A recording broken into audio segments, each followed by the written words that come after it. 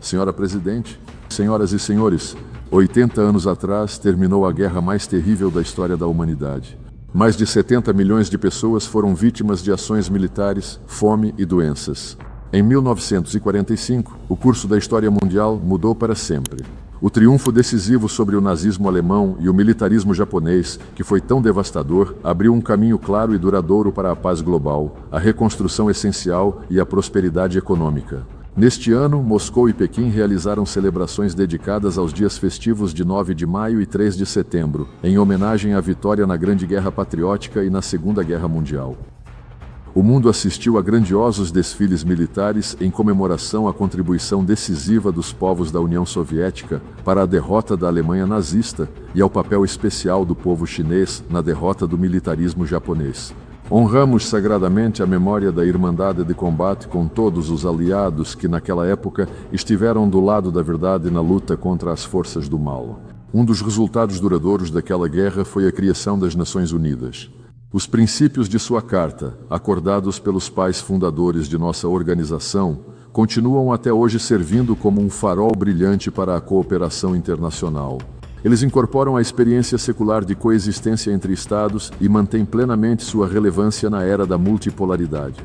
Resta apenas que todos os Estados-membros, sem exceção, cumpram esses princípios em toda a sua plenitude, totalidade e inter-relação. Na prática, porém, tudo se mostra diferente. Violações grosseiras e generalizadas do princípio da igualdade soberana dos Estados minam a própria fé na justiça, levando a crises e conflitos. A raiz dos problemas está nas incessantes tentativas de dividir o mundo entre os seus e os outros, entre democracias e autocracias. Defendemos a observância incondicional do princípio da igualdade. Nele está a garantia de que todos os países poderão ocupar seu lugar digno na ordem mundial, independentemente de seu poder militar, população, tamanho do território ou economia. O princípio da não utilização da força e da ameaça de força também foi repetidamente violado pelo Ocidente. As tragédias foram resultado dos bombardeios da OTAN na Iugoslávia, da invasão do Iraque liderada pelo Zemo-EUA, da operação militar da OTAN para a mudança de regime na Líbia e hoje do uso ilegal da força por Israel contra os palestinos. Ações agressivas contra o Irã, Catar, Iêmen, Líbano, Síria e Iraque ameaçam explodir todo o Oriente Médio. A Rússia condenou veementemente o ataque dos militantes do Hamas contra civis israelenses em 7 de outubro de 2023. No entanto, não há justificativa para o assassinato brutal de civis palestinos, assim como para os atos terroristas. Não há justificativa para a punição coletiva dos palestinos na faixa de Gaza, onde, sob bombardeios, crianças palestinas morrem de fome, hospitais e escolas são destruídos e centenas de milhares de pessoas ficam desabrigadas. Não há justificativa para os planos de anexação da Cisjordânia. De fato, estamos lidando com uma tentativa de uma espécie de golpe de Estado com o objetivo de enterrar a decisão da ONU sobre a criação do Estado palestino. Recentemente, vários governos ocidentais anunciaram o reconhecimento do Estado da Palestina. Além disso, eles já haviam anunciado sua intenção de fazer isso há alguns meses. Surge a pergunta: por que esperaram tanto tempo? Aparentemente esperavam que, até o momento da convocação da sessão da Assembleia Geral, não houvesse mais nada nem ninguém a reconhecer. A situação exige ações urgentes para evitar esse cenário, algo que foi firmemente defendido pelos participantes da Conferência Internacional de Alto Nível sobre a questão da Palestina. Merecem condenação os ataques contra instalações iranianas sob as garantias da AIEA e depois contra a capital do Catar, justamente no momento em que estavam sendo realizadas negociações com o Hamas, com a participação inclusive de mediadores americanos. Ontem, no Conselho de Segurança, o Ocidente rejeitou a proposta racional da China e da Rússia de prorrogar os acordos de 2015 sobre o programa nuclear iraniano, a fim de dar tempo à diplomacia. Isso expôs definitivamente a postura do Ocidente de sabotar a busca por soluções construtivas no Conselho de Segurança e sua intenção de exigir concessões unilaterais de Teherã por meio de chantagem e pressão. Consideramos tal política inaceitável e todas as manipulações para restabelecer as sanções anti-iranianas da ONU, assim como essas próprias sanções, são ilegais. O Ocidente não está acostumado a respeitar o princípio da não interferência nos assuntos internos. As revoluções coloridas tornaram-se um fenômeno triste do nosso tempo, e as sanções unilaterais ilegais há muito se transformaram no principal instrumento da diplomacia ocidental. E, independentemente dos pretextos usados para justificá-las, a essência das sanções é sempre a mesma: suprimir e intimidar concorrentes na economia e na política mundial. A Rússia, junto com a esmagadora maioria dos membros da ONU, defende a revogação imediata e sem pré-condições. Pela suspensão do bloqueio comercial contra Cuba, que já dura mais de 60 anos, e pela sua exclusão da infame lista de países patrocinadores do terrorismo. Expressamos solidariedade ao povo da Venezuela diante da pressão de sanções externas e ameaças diretas. Defendemos a preservação da América Latina e do Caribe como uma zona de paz e cooperação. Um exemplo flagrante de violação da soberania e de grosseira interferência nos assuntos internos é a atuação do Ocidente nos Balcãs, onde até mesmo um princípio fundamental da Carta, como a obrigação de todos os membros da ONU de cumprir as decisões do Conselho de Segurança, é desrespeitado.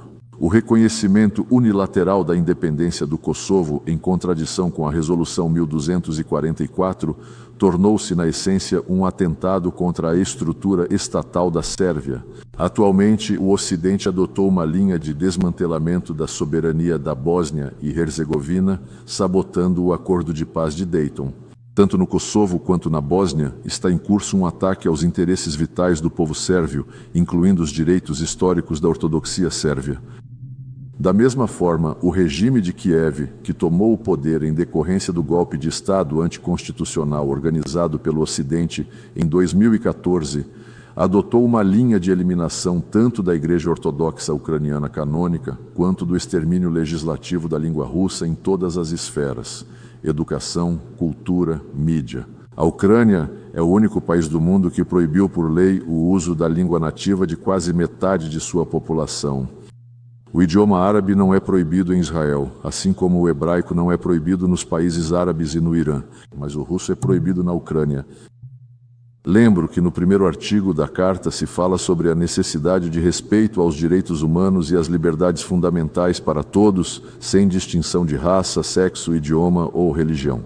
A Europa permanece em silêncio sobre isso, obcecada pelo objetivo utópico de infligir uma derrota estratégica à Rússia. Por causa disso, ao regime ucraniano é permitido tudo, incluindo atentados contra políticos e jornalistas, torturas e execuções extrajudiciais, bombardeios indiscriminados de alvos civis e sabotagens irresponsáveis contra usinas nucleares. A Rússia, como o presidente Putin já destacou várias vezes, desde o início esteve e continua aberta a negociações para eliminar as causas fundamentais do conflito. A segurança da Rússia, seus interesses vitais, devem ser garantidos de forma confiável. Os direitos dos russos e das pessoas de língua russa nos territórios que permanecem sob o controle do regime de Kiev devem ser plenamente restaurados. Com base nisso, estamos prontos para discutir garantias de segurança para a Ucrânia. Por enquanto, nem Kiev nem seus patrocinadores europeus demonstram consciência da gravidade do momento ou disposição para negociar de forma honesta.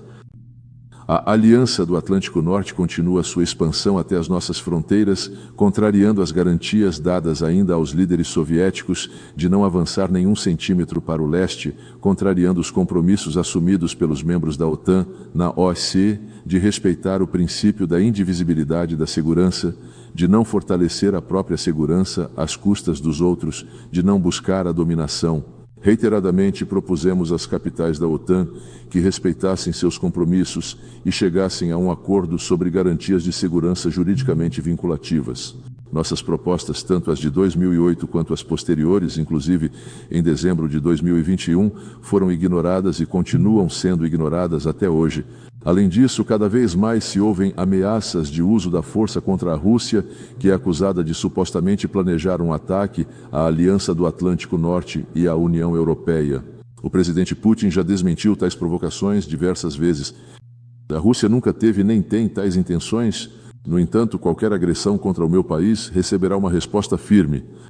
Não deve haver qualquer dúvida quanto a isso por parte daqueles na OTAN e na União Europeia que não apenas convencem seus eleitores da inevitabilidade de uma guerra com a Rússia e os obrigam a apertar os cintos, mas também declaram abertamente que estão se preparando para atacar nossa região de Kaliningrado e outros territórios russos.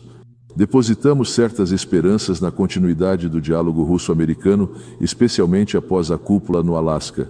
Nas abordagens da atual administração do Zeguarepá, vemos um esforço não apenas para contribuir na busca de caminhos realistas para resolver a crise ucraniana, mas também o desejo de desenvolver uma cooperação pragmática sem adotar uma postura ideológica. A Rússia e o Zemlya têm uma responsabilidade especial pela situação no mundo, por evitar riscos que possam lançar a humanidade em uma nova guerra. A manutenção da estabilidade estratégica deve ser promovida por uma nova iniciativa da Federação Russa, apresentada pelo presidente Putin em 22 de setembro, sobre a disposição de aderir aos limites quantitativos centrais do Tratado sobre Armas Estratégicas Ofensivas por um ano após o término de sua vigência, em 5 de fevereiro de 2026. Desde que os Estados Unidos ajam de maneira semelhante e não tomem medidas que violem as atuais relações de equilíbrio dos potenciais de dissuasão, acreditamos que a implementação da nossa proposta criará as condições necessárias para evitar uma corrida armamentista estratégica, manter um nível aceitável de previsibilidade na esfera dos mísseis nucleares e melhorar a atmosfera geral nas relações russo-americanas. Colegas, em dezembro deste ano celebraremos o 65º aniversário da adoção pela Assembleia Geral da Declaração sobre a Concessão de Independência aos países e povos coloniais. O processo de descolonização, com o papel de liderança da União Soviética, foi uma consequência direta da implementação do direito das nações à autodeterminação. Os povos da África e da Ásia recusaram-se a viver sob o jugo dos colonizadores. Da mesma forma que, após o golpe de Estado de 2014 na Ucrânia, a Crimeia, o Donbass e a Novorossia recusaram-se a submeter-se ao regime neonazi de Kiev, que tomou o poder ilegalmente, que não só não representa os interesses da sua população, como também desencadeou uma guerra contra ela. Em ambos os casos, foi implementado o princípio, consagrado em 1776 na Declaração de Independência e posteriormente confirmado várias vezes por muitos presidentes americanos. O princípio é o seguinte: os governos obtêm a sua legitimidade a partir do consentimento dos governados. Tanto os colonizadores como o regime de Kiev não tinham qualquer consentimento dos povos que tentavam governar. Este princípio, aliás, foi unanimemente confirmado na Declaração da ONU de 1970, onde se afirma explicitamente: todos devem respeitar a integridade territorial dos países cujos governos representam todo o povo que vive no respectivo território. Hoje, a África e todo o Sul global estão a viver um novo despertar, lutando pela independência total, e a ONU não deve ficar à margem. Em dezembro do ano passado, foi aprovada uma resolução da Assembleia Geral sobre a erradicação do colonialismo em todas as suas formas e manifestações. Apelamos como próximo passo à adoção de uma decisão que declare o dia 14 de dezembro como o Dia Internacional da Luta contra o Colonialismo. Saudamos o papel do Grupo de Amigos em defesa da Carta da ONU, na consolidação dos esforços para combater as práticas neocoloniais e outras práticas discriminatórias contra a maioria mundial, e convidamos todos os Estados independentes a juntarem-se aos participantes desta iniciativa e deste grupo. O atual equilíbrio de poder no mundo é radicalmente diferente daquele que foi estabelecido há 80 anos. O processo de descolonização e outras convulsões de grande escala alteraram o mapa político do planeta. A maioria mundial declara em voz alta os seus direitos. Um papel especial é desempenhado pela Organização de Cooperação de Xangai, pelos BRICS, como mecanismos de coordenação dos países do Sul e do Leste global. A influência da União Africana, da CELAC e de outras associações regionais está a fortalecer-se. Estas novas realidades ainda não encontraram o devido reflexo no sistema de instituições da nossa organização. A questão da reforma do Conselho de Segurança é especialmente importante. A Rússia defende a sua democratização exclusivamente através da expansão da representação da Ásia, da África e da América Latina. Apoiamos as candidaturas do Brasil e da Índia para uma vaga permanente no Conselho, ao mesmo tempo em que corrigimos a injustiça histórica em relação à África, nos parâmetros acordados pelos próprios países do continente. Recentemente, o secretário-geral Guterres propôs uma reforma abrangente da ONU. Não somos contra a discussão aberta dessa iniciativa. O objetivo deve ser o retorno da ONU aos princípios fundamentais consagrados em sua Carta, que o Ocidente há muitos anos tenta substituir por sua própria ordem baseada em regras. É importante que o trabalho seja conduzido de forma transparente, com a participação e levando em consideração os interesses de todos os Estados-membros. Conclamamos o secretário-geral e todos os funcionários do secretariado a seguirem rigorosamente os princípios de imparcialidade e equidistância, em conformidade com o artigo 100 da Carta. Não se pode permitir tentativas de golpe palaciano no secretariado, nem sua privatização por um pequeno grupo de países. A composição do secretariado deve refletir as novas realidades e garantir uma representação justa dos países da maioria mundial. Contamos com uma discussão construtiva sobre as questões de desenvolvimento da organização em uma sessão especial do Conselho de Segurança, que a Rússia, como presidente, planeja organizar no Dia da ONU, em 24 de outubro. A reforma da ONU é apenas parte de uma tarefa complexa de transformação de todo o sistema de governança global, incluindo a verdadeira democratização do FMI, do Banco Mundial e da OMC, proporcional ao peso e ao papel do Sul e do Leste globais nas economias, finanças e comércio mundiais. Nos debates sobre reformas globais, não se pode ignorar o fato de que hoje a situação na esfera da segurança internacional está se deteriorando. Já falei sobre as causas, e a principal delas, repito, é a tentativa de manter a hegemonia com base na força militar. Cada vez mais países e regiões estão sendo envolvidos em esquemas de confrontação. A OTAN já está apertada na Europa e agora está se expandindo para o Oceano Pacífico, para o Mar do Sul da China, o Estreito de Taiwan, minando os mecanismos universais da ASEAN e criando ameaças não apenas para a China e a Rússia, mas também para outros países localizados na região. A liderança da OTAN justifica essa nova etapa de expansão pela indivisibilidade da segurança da Euroatlântica e da região Indo-Pacífica, e sob esse lema tenta cercar militarmente toda a Eurásia. A Rússia, junto com seus parceiros, propõe uma alternativa construtiva a esse curso perigoso: construir na Eurásia uma arquitetura de segurança igualitária e indivisível, não apenas para os membros da OTAN e seus aliados, mas para todos os países e associações do continente, sem exceção, incluindo a OCS, a SEI, a ASEAN, a Eurasec, a CSTO, o Conselho de Cooperação dos Estados Árabes do Golfo e outros. Com esse objetivo, Belarus e Rússia, como parceiras no Estado da União, propõem desenvolver uma Carta Eurasiana de Diversidade e Multipolaridade para o século XXI. Um processo verdadeiramente pancontinental é inevitável depois que o comportamento do Ocidente esvaziou de sentido o modelo euroatlântico de garantia de segurança baseado na OTAN, na União Europeia e na OSCE. Não vemos perspectivas para as ideias de restauração desse modelo na Europa em sua forma anterior, sobre o que de repente começaram a refletir em algumas capitais europeias.